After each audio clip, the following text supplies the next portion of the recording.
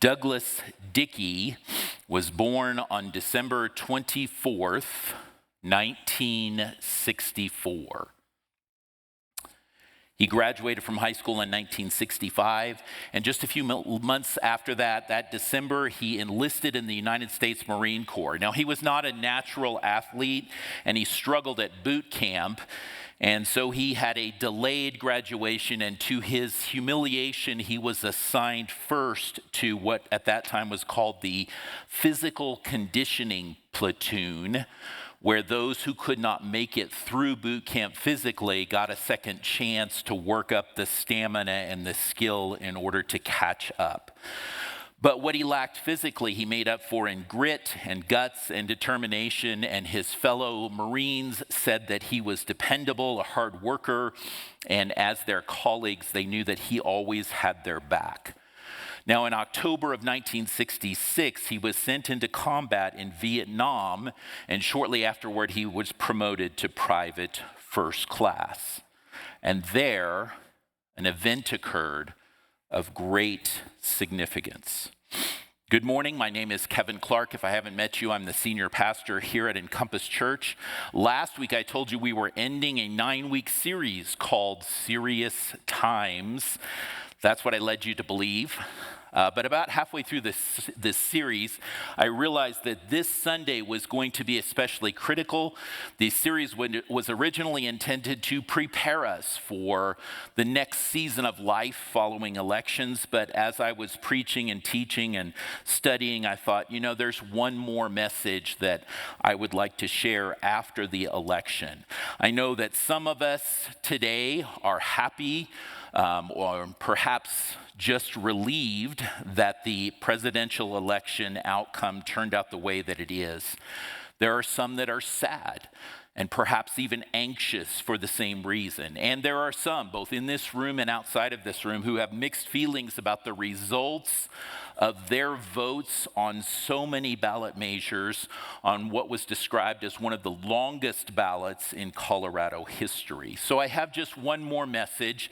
It's a post-election message, and it's a message that applies to all of us, whether we feel encouraged or nervous or distressed by what happened at all levels of government last Tuesday or not. It's a message of hope, and it's actually the message of hope to which all believers in Jesus ought to cling when things go our way and when things don't go our way. So if you have a Bible or a Bible app and you'd like to follow along, we're going to jump across several passages in the book of 1 Samuel. We'll begin in chapter 16. And we're going to move pretty quickly. So I want to cover multiple episodes in the life of one man who will be very familiar to many of you so that we can discern a bigger truth. Now, in this series, we have examined 9 practices that God gives us for us to participate in changing our culture. And I'm not going to review them today. I've done that every week. You can watch whatever you might have missed online if you would so like to do. I have said every week that the first Christians in the first century, in the first city of Christianity, which was Jerusalem, could exercise none of their God-given rights because their laws did not ensure those rights the way that ours do. But they used those tools that we've talked about to change their culture and their world, and we can be using them in the same way to do the same thing. Today, I want to end the series by saying, in order to change our culture, we must each live with hope beyond reason. Now, what does it mean to hope beyond reason? Does that mean we hope in a way that's irrational or foolish? No, it doesn't. But rather than trying to explain it in abstract terms, the easiest way for me to demonstrate it is to show you the life of a person who hoped beyond reason, who hoped in different ways than many of us hope. and that person is a king named David. Now, the first king of Israel was a man named Saul. Saul was pretty impressive. The Bible tells us he was tall, good-looking, charismatic, and reasonably intelligent. But Saul quickly became more enamored with his own glory than God's glory. So God chose a new king. He sent a prophet named Samuel to the house of a man named Jesse to conduct a ceremony called anointing, in which perfumed oil was poured on the head of a new chosen ruler. God told Samuel he had chosen one of Jesse's sons, but he warned Samuel that the person he had not chosen based on outward appearances, the way humans would choose their leader. He had chosen this new king based on his heart. Look at 1 Samuel chapter 16, verse 7, and then verses 10 through 13. Verse 7, God says, "For the Lord sees not as man sees. Man looks on the outward appearance, but the Lord looks on the heart." Then beginning in verse 10, it says, "And Jesse made 7 of his sons pass before Samuel. And Samuel said to Jesse, 'The Lord has not chosen these.' Then Samuel said to Jesse, 'Are all your sons here?' And he said, 'There remains yet the youngest. But behold, he is keeping the sheep.' And Samuel said to Jesse, 'Send and get him, for we will not sit down till he comes here.' And he sent and brought him in. Now he was ruddy and had beautiful eyes and was handsome. And the Lord said, 'Arise, anoint him, for this is he.' Then Samuel took the horn of oil and anointed him in the midst of his brothers. And the Spirit of the Lord rushed upon David from that day forward." God looked at David's heart, and he chose David to be the next king of Israel. David was a young man who we know loved the Lord. The Bible describes him that way over and over again. But David was also a young man who was continually expressing hope beyond reason.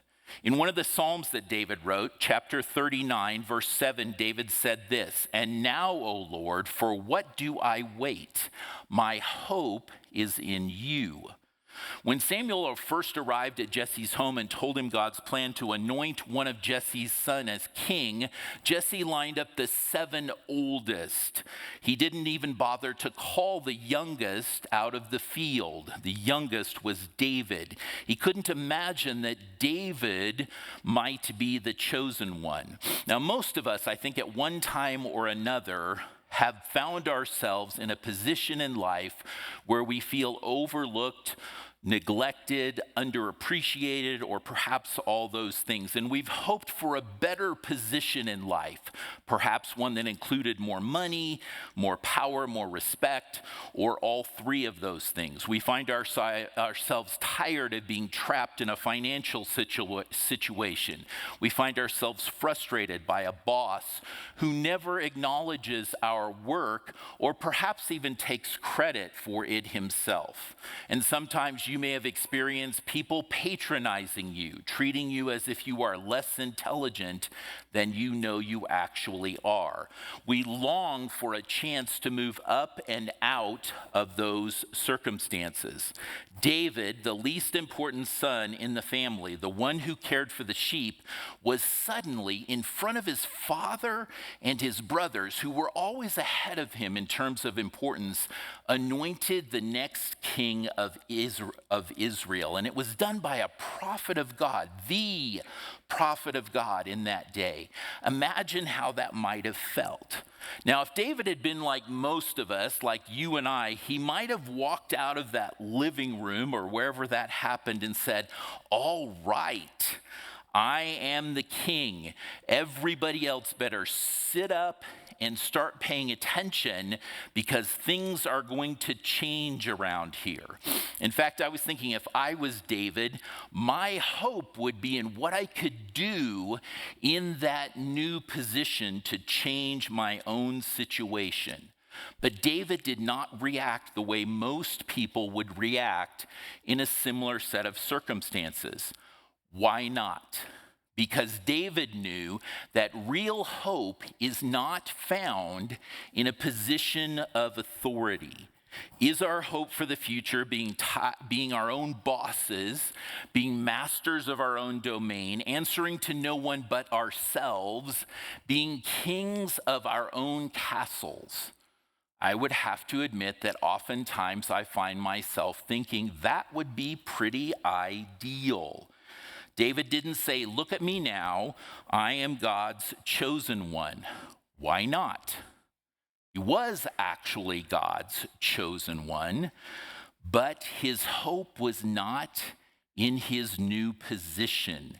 His hope, as he stated explicitly, was in God.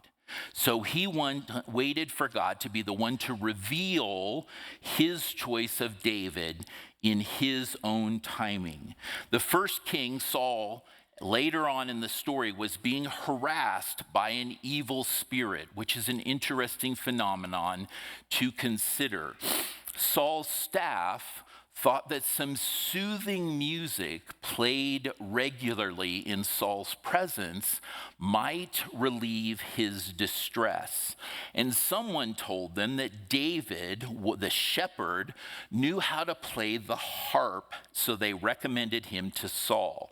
In chapter 16, verses 19 through 23, it says, "Therefore Saul sent messengers to Jesse and said, 'Send me David your son, who is with the sheep.' And Jesse took a donkey laden with bread and a skin of wine and a young goat and sent them by David his son to Saul. And David came to Saul and entered his service. And Saul loved him greatly, and he became his armor bearer. And Saul sent to Jesse, saying, 'Let David remain in my service, for he has found favor in my sight.' And whenever the harmful spirit from God was upon Saul, David took the lyre and played it with his hand. So Saul was refreshed and was well, and the harmful spirit departed from him."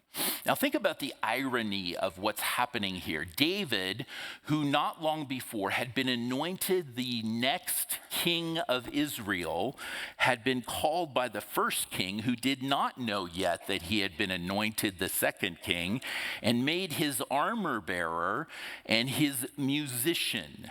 He went from being a shepherd, which was typically a low-level social strata position, to being a servant in the throne room of the king. That's a major step up in social status. But David was still a servant, and Samuel had anointed him king. Now, if I was David, perhaps if you were David, you might be thinking and even saying out loud, "Hey, I don't carry people's armor. I'm the next king. Someone else should be carrying my armor." But David didn't do that.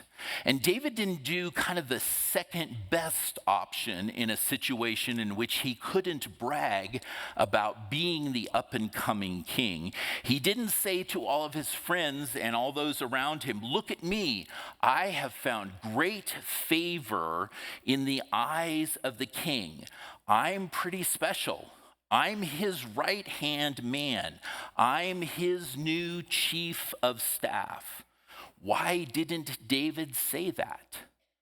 It was actually true about him that he was special to the king, but he did not say it because David knew that real hope is not found in prestige among our peers. Is our hope for the future tied to being seen as accomplished, as greatly capable in our pursuits in life, as perhaps even being the best in our circle of friends, an influencer who is deserving of respect and admiration and being followed? David didn't say, "Look at the circle in which I operate, everybody.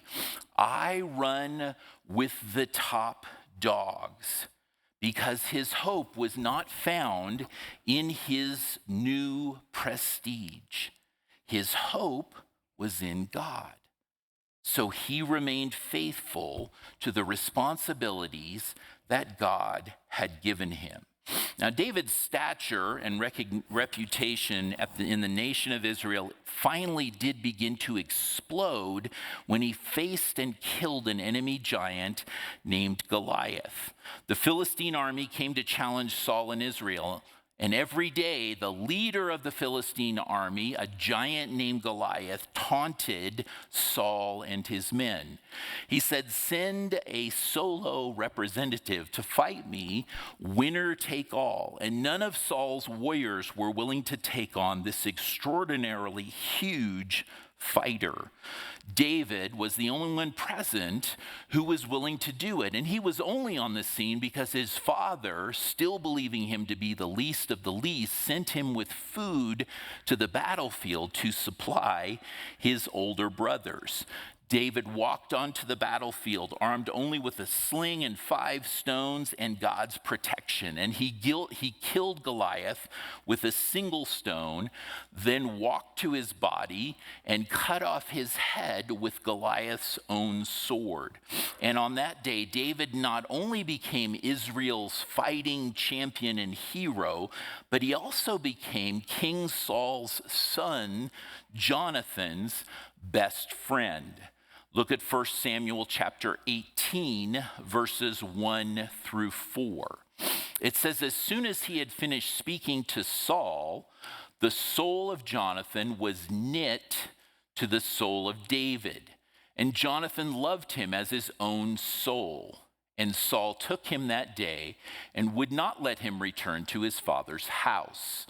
Then Jonathan made a covenant with David because he loved him as his own soul. And Jonathan himself, I missed a word here. Jonathan stripped himself, there's a striking word that I missed. Jonathan stripped himself of the robe that was on him and gave it to David and his armor and even his sword and his bow and his belt." The passage says the soul of Jonathan was knit to the soul of David. The two were so alike, in other words, that it was almost like finding a lost twin. They tended to share the same way of thinking, the same dreams, the same passions, the same goals. And Jonathan, unlike his father, almost immediately recognized the regal potential of David, understood that David himself had been called by God to be the next king of Israel. And so he stripped off all of his royal symbols, his own cloak, his armor, his sword, his bow, and his belt, everything that marked him officially as the heir to the throne, as the next king, and gave them to David as a sign that he was willing to follow David. Now, I think if I was David, I at that point would have really believed that I had arrived. The son of the king had recognized me as the rightful next king, and he had gifted me all these material signs, all these expensive implements that showed I was the king. And he had given them to me to show that he was willing to follow me. David, if I was David, I would be thinking, hey, he just made me instantly wealthy in terms of material gain and relational clout and national recognition. But David didn't seem to ever think that way. David didn't parade around town showing off the things that he'd been given. Why not? It was true that those things were regal, that they represented David's having been chosen as the next king. But David knew that real hope is not found in possessions of status. Is your hope or my hope for the future tied subtly to the acquisition of possessions that often accompany a rise in position and prestige? Do we feel like we will have arrived if we can subtly show our homes, our cars, our wardrobe, our portfolios that all together in our minds mark us as worthy of other people's respect? David did not say, look at the stuff that the son of the king has given me. It shows everybody how worthy I am. Why didn't he? It did show how worthy he was. It did mark him as the future king. But he did not do that because his hope was not in his possessions. His hope was in God.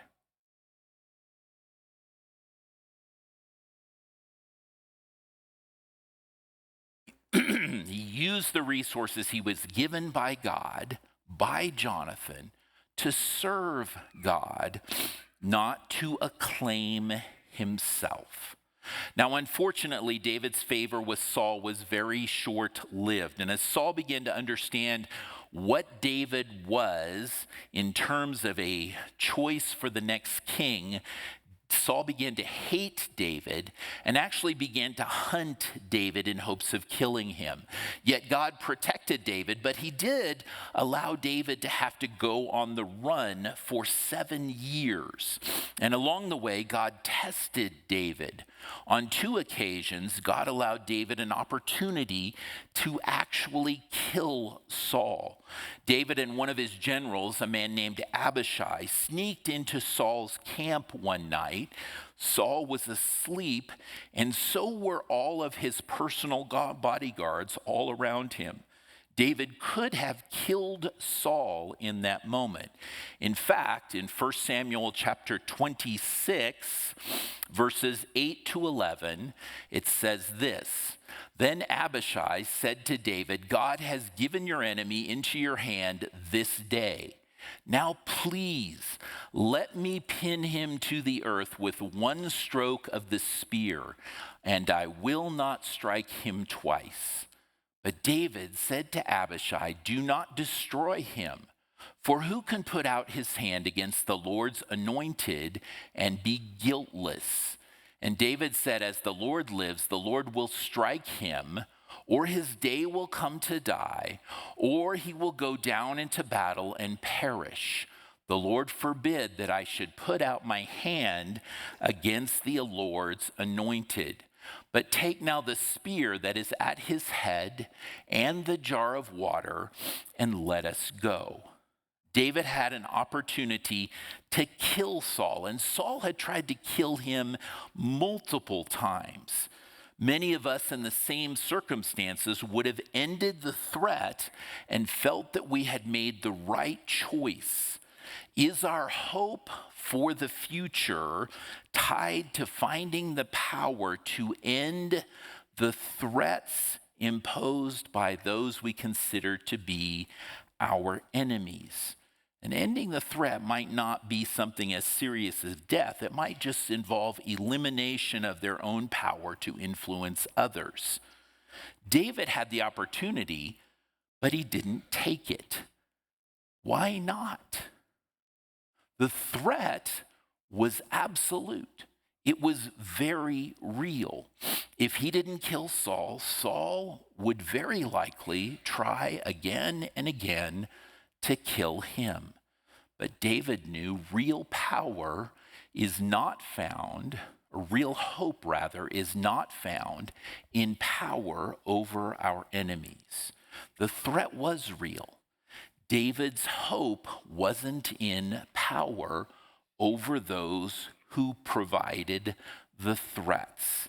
His hope, as he says over and over in Psalms, is in God. David knew that God was the only real power over his enemies, and that God is just and right and good and faithful. So David chose to act in less permanent ways and leave ultimate power in the hands of an ultimate God. Now, you and I, and every human being alive, naturally look for hope in lots of temporary things. That's not necessarily bad. However, those temporary things can never deliver the real hope underlying our surface hope. We all, at one time or another, have sought hope in advancement, in positions of authority in which we can control our destiny. We've sought hope in the prestige of our peers that we believe will bring us attention and happiness. We've sought hope in possessions of status which we believe mark us as worthy of where we are. And we've sought hope in power over enemies which we believe might make us safe. Now, some of us in this room, and it could be a majority based on what I know about many of you, are convinced the outcome of Tuesday's election is more than likely to produce the goals that many of us hope are produced. Some of us in this room is not a uniform group, are probably convinced it will produce the opposite. None of us are completely right. Those who were elected will do good things. They may also do some things we might not want. No human being is able to produce that for which we truly hope, though. And what we truly hope is a deep-seated sense of peace with God and creation is available to each of us. And only God can answer that hope. By the end of his life, King David had all the things we've just talked about, all the things that most of us hope for at one time or another. He had a position of great authority. He was the king of Israel. He had prestige among his peers. All the rulers and leaders of Israel, for the most part, admired him. He had possessions that marked him as a person of great status. And he had power over his enemies, the power even of life and death. But after all of that, after he had accomplished all of those things that most of us hope for at one time or another, where did he ultimately aim his hope? Psalms 39 is one of a handful of psalms that are believed to have been written in David's last few years of life. I read one line from it at the beginning of this message, and I want to read several more. I want to read Psalm 39, verses 4 to 7 to you now. David said, "O Lord, make me know my end, and what is the measure of my days. Let me know how fleeting I am. Behold, you have made my days a few hand breadths, and my lifetime is as nothing before you. Surely all mankind stands as a mere breath. Surely a man goes about as a shadow. Surely for nothing they are in turmoil. Man heaps up wealth and does not know who will gather. And now, O Lord, for what do I wait? Now that I've come to the end, that all those other things that I hoped for, I've attained. Now, what am I doing? Now, my hope is in you." When it was all said and done, what did David, the most celebrated king of Israel, hope for most? He said, "O Lord, my hope is in you." David knew that the only hope worth having is hope in a God who can save us from everything. Not just the physical circumstances, not just the emotional turmoil, but save us from the sin that separates us from him. David knew and believed and wrote about a Messiah that was coming. We know him as Jesus. We know Jesus gave his life on a cross to save us from our sin. And we know David had real hope in that salvation. Though he may not have ever been told Jesus' name by the Father, we know that he knew that real hope is found in a relationship with Jesus. I began this message by saying to change our culture, we must each live with hope beyond reason. Hope beyond reason is not irrational hope. It's not foolish hope. It's actually a hope that you and I are not even worthy of being offered. There is no reason God would offer us hope. Sinners who rejected and despised him, except that he is a gracious and merciful and loving and forgiving God beyond our wildest imagination. And he gave the most precious gift that ever existed, the life of his son, so that we might have hope. On March 26, 1967, Douglas Dickey and 5 fellow Marines were caught in a heavy firefight in southern Vietnam. Suddenly, a Chinese-made grenade landed at Dickey's feet. Another Marine named Greg Long said, "I saw Doug look down at the grenade, then look up into the faces of us, his friends." Long said, "Then he fell on top of it, looked up, and here came another one. It landed near him. He grabbed that one too and pulled it under him. I remember him looking right in my face. There was a long enough pause that I thought, wow, what are the odds that both grenades are duds?" And then they exploded. Doug Dickey gave his life so that 5 people could have real hope. He gave his life 3 days before he was due to go home. And Greg Long said, just before the grenades exploded, he had a look of extraordinary peace on his face.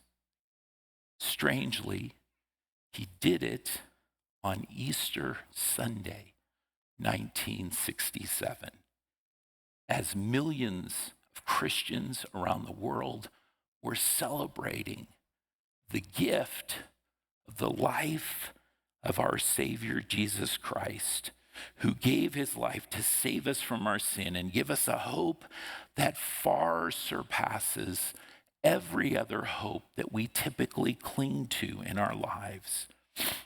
How does that hope change our culture? It's a hope that goes far beyond our normal range of hope, a hope that almost every human being has, the hope of confidence that God loves us, the hope of certainty that we will spend eternity with him. They're all looking for that kind of hope, just the way we are all looking for and celebrating that kind of hope. 1 Peter chapter 3, verse 15 says this, "But in your hearts honor Christ the Lord as holy, always being prepared to make a defense to anyone who asks you for a reason for the hope that is in you. Yet do it with gentleness and respect." We change our culture and our world by showing them there's a reason for hope beyond reason. Will you be a person who does that?